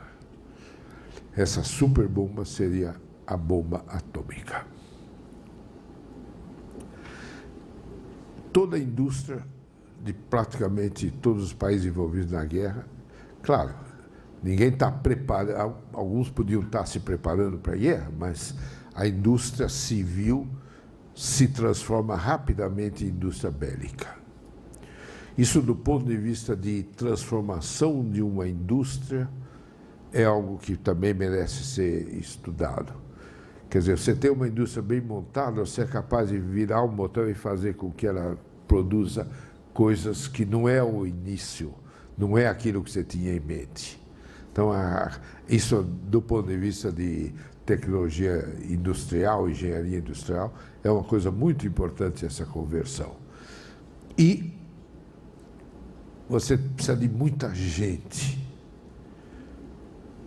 Você não tem exércitos profissionais em quantidade, então você começa a recrutar civis para entrar na guerra. Esses civis têm que entrar na guerra e mexer com instrumentos que eles nunca viram. Quer dizer, o sujeito, por mais que tenha experiência de arma de fogo, o que ele podia conhecer? Um fuzil de caça ou um revólver de qualquer coisa. Mas aí ele passa a ter que manejar instrumentos muito sofisticados. Aquele que dirigia caminhão, etc., pode dirigir um tanque de guerra, mas dirigir um tanque é completamente diferente de dirigir um trator. Então você tem que ter uma capacidade de treinar rapidamente o pessoal. Isso modelos educacionais novos. Porque com os modelos tradicionais, passar do primeiro ano para o segundo, faz exame, passa do segundo para o terceiro, você não prepara o seu pessoal. Você tem que ter uma preparação muito rápida. E o sujeito era recrutado para ir para o exército, em poucos meses ele tinha que se preparar. Se preparar para trabalhar com instrumentos sofisticados. Isso tem uma grande influência na educação. Então, você tem no sistema de produção, você tem uma grande influência na conversão de um modelo industrial para outro. Na preparação de pessoal, você tem esse treinamento e organização civil, se organizar um sistema hoteleiro, um sistema de transporte numa cidade, é muito diferente de você organizar a invasão de um reduto do inimigo. E você tem uma nova tecnologia que começa a se desenvolver, procurando armas cada vez mais mortíferas. Essas são as grandes características da guerra. Depois terminou a guerra, fundação, agora que terminou essa guerra, não vamos ter mais guerra. Como é que a gente consegue controlar isso? Funda uma organização das Nações Unidas, que seria um governo de todo mundo, e esse governo de todo mundo não vai fazer guerra com ele sozinho. E todos os países obedecem, aceitando a Carta das Nações Unidas. Tudo uma frustração enorme. E como que nós vamos cuidar dos países que ficaram independentes em consequência da guerra? Todos têm que ter um sistema educacional que recupere os conceitos de cidadania, tudo isso. E daí se faz uma organização chamada Unesco, com sede em Paris, que cuida a nível mundial de novos métodos de educação, nossos sistemas educacionais. Os países quebraram, gastaram tudo que tinha. Como é que a gente vai recuperar a economia dos países? Cria um banco, que é um banco super, é o Banco Mundial, o chamado FMI. Não, o Banco Mundial continua, mas o FMI é um fundo que dá ao Banco Mundial dinheiro suficiente para recuperar os países. Que país? Os países daquilo que a gente chama primeiro mundo. Nem pensar que o FMI foi feito pensando em países emergentes. Não, o FMI foi para salvar a economia do primeiro mundo. E muito dessa economia do primeiro mundo foi salva graças a contribuições do terceiro mundo. Quer dizer, foi um jeito genial de sacar dinheiro da gente para ajudar os outros. São coisas que merecem também ser estudadas e faladas. Ficou evidente, durante a guerra, a importância da ciência e da matemática para o desenvolvimento de armamentos e estratégias militares. Financiamento para pesquisa em matemática, então, se torna fundamental. Se matemática foi tão importante, e ciências, física sobretudo, então vamos desenvolver mais a nossa capacidade matemática e científica. E nunca houve tanto dinheiro para cientistas e matemáticos. Eu lembro, eu estava nos Estados Unidos nos anos 60, a gente ia nas reuniões da Sociedade de Matemática, da American Mathematical Society, e lá estava cheio de gente das Forças Armadas, da Aeronáutica, do Exército, conversando com os matemáticos e oferecendo dinheiro para fazer pesquisa. Nunca teve tanto dinheiro para pesquisa. Isso também é uma coisa que historiadores deveriam fazer. Você era obrigado, uma vez que você publica um trabalho, você era obrigado a pôr, como hoje é, se você publica um trabalho financiado pela FAPESP, você tem que pôr, isso foi financiado pela FAPESP, ou graças a uma bolsa do CNPq, coisas assim. Então, você encontra trabalhos, eles diziam, com financiamento das Forças Armadas, com financiamento do Exército, com financiamento da Marinha. E são trabalhos financiados. Então, eles perceberam que, ao desenvolver as ciências básicas, você estava preparando pessoal que depois entraria nas Forças Armadas. Então, muitos colegas meus estavam dando aula na universidade. No ano seguinte, eu encontrava: você saiu da universidade, agora eu estou trabalhando no Exército. Continua igualzinho, fazendo a mesma pesquisa que ele faz, mas dirigida às pesquisas das Forças Armadas. Então, foi um momento muito importante nessa história que precisaria ser melhor trabalhado. Então, é um convite para os que estão interessados em história para procurar identificar nos trabalhos da época os que foram financiados por Forças Armadas, inclusive brasileiros, porque eles espalhavam pelo mundo inteiro esse financiamento.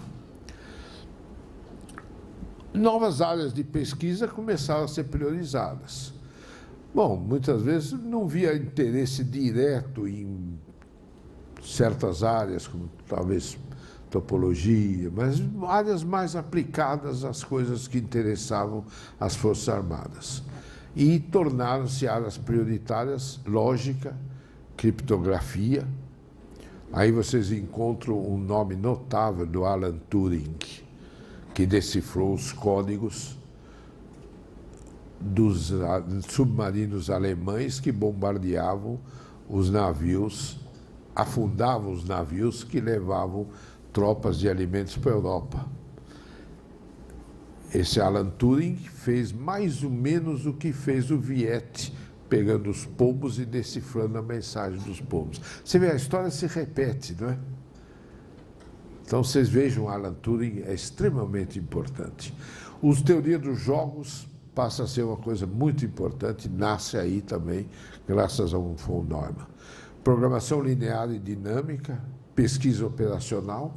Então, eu listei essas 4 áreas para lembrar, para você mostrar, essas áreas praticamente não existiam antes da guerra. São áreas de resultado da guerra. Outras ciências resultam daí também. Então, hoje a gente fala em cibernética, inteligência artificial. Não existia, é coisa nova. Você fala em percepções de espaço e tempo. O estudo sobre o tempo é uma das áreas mais ativas que tem hoje em pesquisa matemática. O que é o tempo? Qual é filosoficamente o conceito de tempo? Qual é cientificamente o conceito de tempo? Isso tudo não existia. A biologia molecular não existia. Graças a esses equipamentos tão poderosos foram desenvolvidos, sobretudo graças ao computador, que começa também graças ao von Neumann, você tem áreas novas. Teorias da mente e da consciência é uma área nova. E novas teorias de cognição e de aprendizagem. Novas percepções de rigor. Ninguém conseguiu até hoje mostrar que com 4 cores, só 4 cores, você consegue colorir qualquer mapa. Até hoje ninguém demonstrou. Mas um computador fez tudo quanto é mapa possível no mundo e todos podem ser coloridos com 4 cores. E aí começa uma grande disputa sobre fundamentos da matemática. Está provado? Não, não está provado. Está verificado. Verificado em todos os casos possíveis. Mas não está provado. O que eu quero é uma prova lógica. E aí você entra nesse tipo de discussão que até hoje é muito, muito importante em matemática. Outro grande evento, no tipo clássico, foi a demonstração do Teorema de Fermat. Vou acelerar um pouco. Os 23 problemas de Hilbert estão resolvidos? Olha, alguns são tão resolvidos que ninguém entende como foi resolvido. E o próximo Hilbert disse: você só pode dizer que o problema foi resolvido se você for capaz de torná-lo acessível a qualquer pessoa que você encontre na rua. O que é um grande desafio, isso tem que ser levado muito a sério, é um grande desafio para a exposição, a metodologia de exposição matemática. Nós temos que achar uma linguagem que seja acessível ao povo. Senão ela fica fechada só entre nós. E só meia dúzia de especialistas entendem o que eles estão falando. E, de acordo com o Hilbert, isso não está resolvido. Então, são coisas que merecem a nossa reflexão. Alguma proposta equivalente à de Hilbert? Tem o Clay Institute, que eu já mencionei, tem uma meia dúzia de problemas que eles dizem que cada um deles vale $1 milhão. Problemas difíceis. Foi criado o Prêmio Nobel, o Prêmio Abel, equivalente ao Nobel. As pessoas que ganharam esse prêmio estão aí. O último é o John Milner, do Instituto de Ciências de Stony Brook. Uma nova matemática vai surgindo, uma nova ciência. Aí uma frase que eu acho muito bonita: matemática é diferente das demais ciências.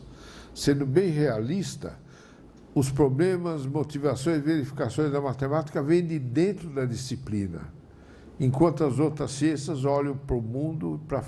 Então, o que vai acontecer com a matemática? Ou você recebe inspiração do que está de fora, ou você fica fechado no seu mundo da matemática e resolve problemas feitos por você e criados por você. Então, esse é o grande dilema que existe na matemática.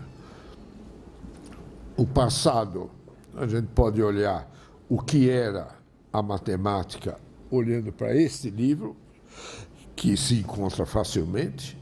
No momento, vocês olham para essa revista chamada Mathematical Reviews, ou Centralblatt, tem tudo o que se faz de matemática no mundo. Ou você vai ainda... O que vai ser do futuro?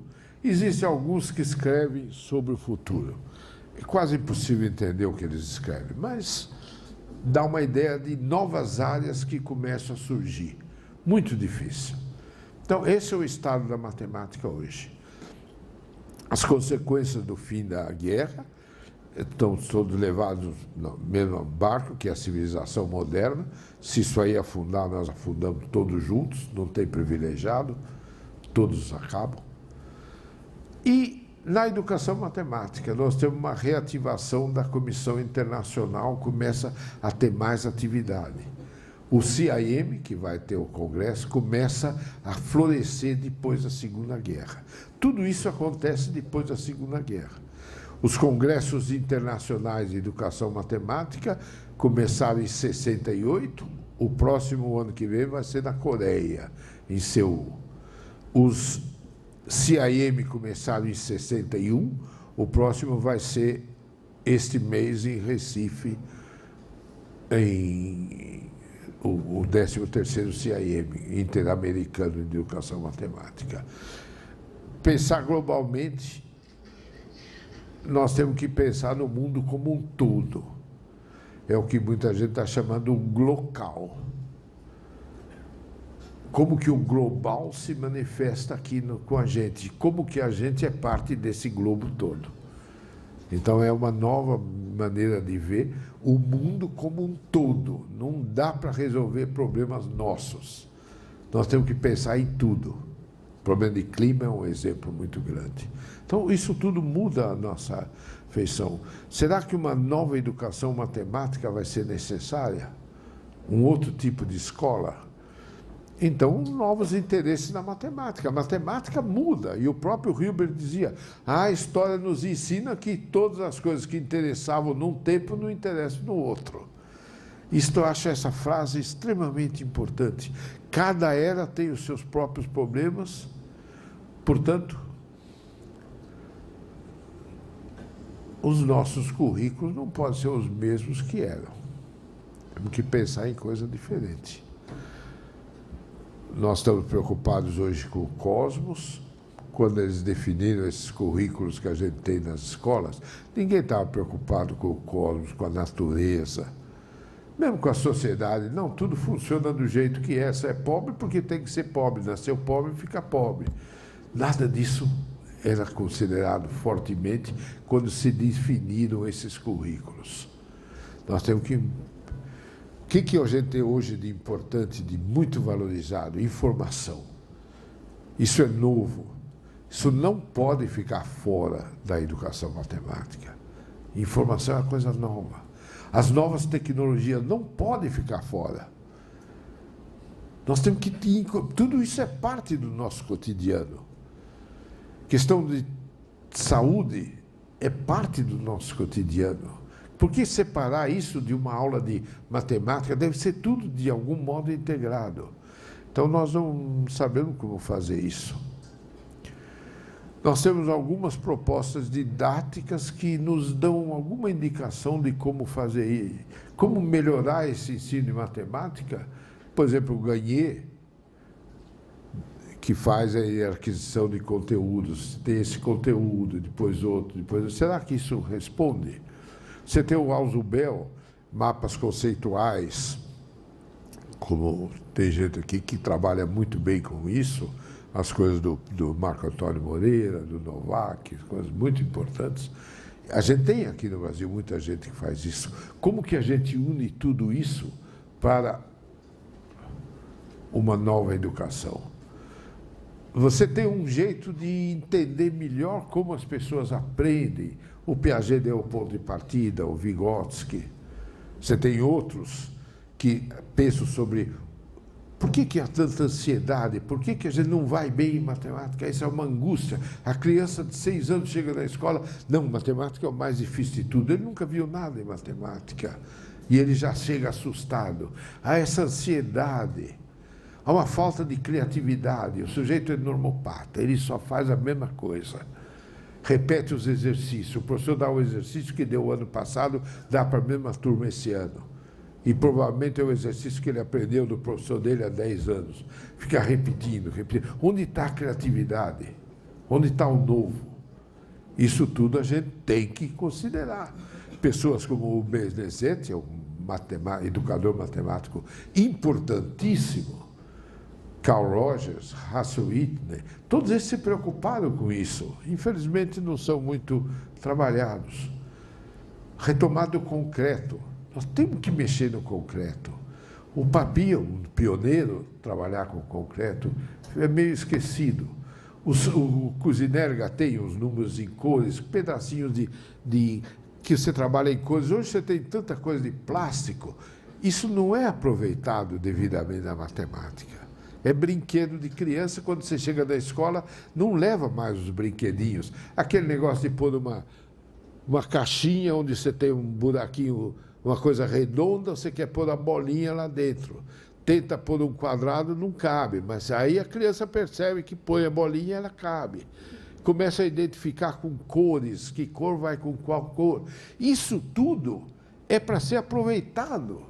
Não é para ser esquecido e o professor quase que dizer, não, esqueça tudo isso, isso era brinquedo. Agora sim você vai aprender coisa séria. Então, eu acho isso um momento muito... O Dionês, com os blocos lógicos, fez coisas notáveis, não é? Mas ninguém mais pensa nessas coisas. Você entra no formalismo, preparar para resolver tais e tais problemas, passar em tais e tais testes. Eu acho que esse é o grande problema que nós estamos tendo. Nós temos a ideia de resolução de problemas, que foi muito bem trabalhada pelo Polya, a ideia da didática, como você conduz o processo educacional. E aí nós temos a grande felicidade aqui no programa de os 4 maiores dessa área, todos eles nos visitaram, todos eles deram curso aqui. Então você tem toda essa coisa. Uma teoria didática, também uma proposta que aqui não é trabalhada, mas é muito importante, equivalente a essas outras, é a do Steiner, na Alemanha. Então, a Alemanha também tem propostas didáticas importantes.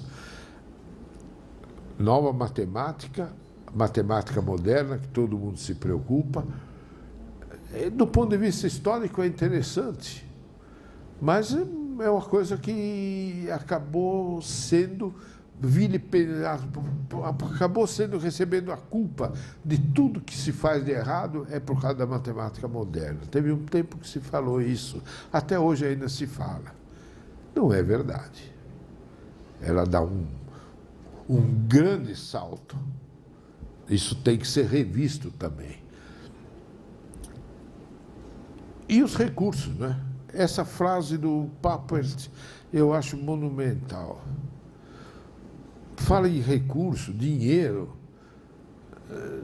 salário. Nós temos muito. Não é isso que está. Esse dinheiro está sendo jogado fora, de acordo com o Papert. Você está gastando milhões, bilhões de dólares desperdiçados. Isso é no mundo inteiro, não é nada no Brasil. Fazendo coisa, caindo na mesmice, repetindo as coisas e lamentando, chorando, que os alunos vão mal nas provas. Ninguém para de perguntar, será que não são as provas que estão erradas? Não será o conceito de prova, o conceito de teste que precisa ser criticado? E não culpar o coitado dos alunos, dos professores, das escolas. Parece que está tudo podre. A única coisa que não está podre são os testes, são os exames. Essa é a mensagem que eles mandam, que eu acho totalmente errada. Nós temos muita coisa boa para ser feita. Agora, não adianta você gastar dinheiro, jogar dinheiro para fazer a mesmice. Essa mesmice é cada vez pior no resultado dos testes. Então, nós temos que repensar isso. Preocupações com o social e cultural são importantes. Um indivíduo como o Freud e tal pensou em coisas novas, muito importantes, que é a modelagem, matemática e realidade. Cláudio Zaslavsky, que despertou para a questão de outras culturas, sobretudo a África. O Melin Olsen, que falou sobre a matemática crítica. E eu aí também me coloco como ter despertado para coisas como essa fundamentação histórica, sociocultural, que nos faz refletir, que eu comecei lá no Congresso de Karlsruhe, na Alemanha. Quer dizer, são coisas que têm que ser olhadas como direções novas que devem ser seguidas, e não ficar gastando bilhões, desperdiçando bilhões de dólares, como diz o Papert, para repetir a mesmice. Nós temos nessas novas áreas, matemática e realidade, modelagem, matemática e sociedade, etnomatemática, matemática crítica, TICs. Felizmente, aqui no Brasil, a gente faz muito disso. Nós temos um grupo muito competente trabalhando em todas essas áreas. Mas quando chega na escola, é preparar para passar nos testes, para satisfazer aquilo que fala. Por que nós vamos tão mal em matemática? Quem falou que nós vamos tão mal em matemática? Os testes estão falando. E, possivelmente eles é que estão errados. O nosso grande problema é pensar na realidade com os problemas muito maiores que ela tem do que é saber resolver uma equação para passar num teste. Nós estamos vivendo uma nova revolução industrial, tecnociência, tudo isso, a biotecnologia, tudo isso tem que ser incorporada na nossa preocupação como educadores matemáticos. Como vai ser a nova matemática no futuro? É difícil dizer, não é? Nós temos novos enfoques da cognição. Se dizer que a gente está sabendo ter cognição porque está repetindo experiências que foram feitas pelo Vygotsky, pelo Piaget, é tudo tão mais avançado hoje. Leiam mais o Oliver Sacks, vejam o que o Nicolelli está fazendo lá em Natal. Essas são as novas linhas de cognição que a gente tem que olhar. Infelizmente, isso não está na preocupação de muitos educadores matemáticos. As revistas mais importantes que eu conheço, International Journal of Mind, Brain and Education, Cybernética e Human Knowing, Journal of Consciousness Studies, isso é pouco lido, pouco considerado na educação matemática. E eu acho que são coisas fundamentais para pensar esse novo. Novas ciências vão misturar todas essas coisas, não vou falar mais sobre isso, e falar sobre, para fechar esse curso, sobre paz. Esse é o grande objetivo que nós temos. Se a gente não conseguir resolver, não adianta você ter uma boa escola e crianças acabam sendo metralhadas numa escola. Você tem um sujeito que é brilhante em matemática, ele entra para construir mais bombas, para fazer mais elementos de destruição. Nós queríamos ter uma consciência de que o que vale nesse mundo é algo que não deixa a gente matar o outro. Não podemos pensar que matar o outro é normal, porque o outro é de um outro partido, porque o outro é de um outro clube, porque o outro é de outra religião. Não, não é nada, isso não pode ser admitido. Tem a ver com matemática, mas tem tudo a ver com matemática. Tem tudo a ver com educação. Portanto, tem tudo a ver com educação matemática. O grande desafio é como a gente entra nessa. Nós sabemos que está cheio de ciência e tecnologia do futuro. Tudo depende de matemática. Grande desafio é ter ética no nosso fazer matemática. Não estou contando para vocês o que é isso, porque eu também não sei. É um desafio para que vocês pensem sobre isso como um problema maior, um problema fundamental. Nós temos que ter ética no nosso comportamento, como cientista, como professor, uma ética maior do que essa ética trivial de dizer, não, eu tenho que dar bem a minha aula, porque, uma ética, nem vou falar mais, ética daquele que não pode denunciar o criminoso. Muito mais do que isso. Matemática tem sido o instrumento mais poderoso para matar. Não há bomba que não tenha matemática. E quanto melhor a matemática, melhor será a bomba. Quer dizer, matará mais gente. Não se pode achar que isso é normal. Isso não pode acontecer. Como é que é possível? Será possível uma matemática que não ajude a matar? Se ela ajudou a matar ao longo da história, vamos pensar em uma que ajude a salvar. O que isso tem a ver com a criança de 6 anos que está estudando matemática? Essa mensagem tem que ser levada para ela. Tudo que você fizer na vida, tudo que você aprender, não pode ter uma finalidade de matar, mas tem que ter uma finalidade de bem, de salvar. Existe um grupo que está se organizando, no qual eu estou muito ativo, que é o Center for Global Non-Killing, o Centro para Não Matar. Parece um nome assim meio esquisito, não é?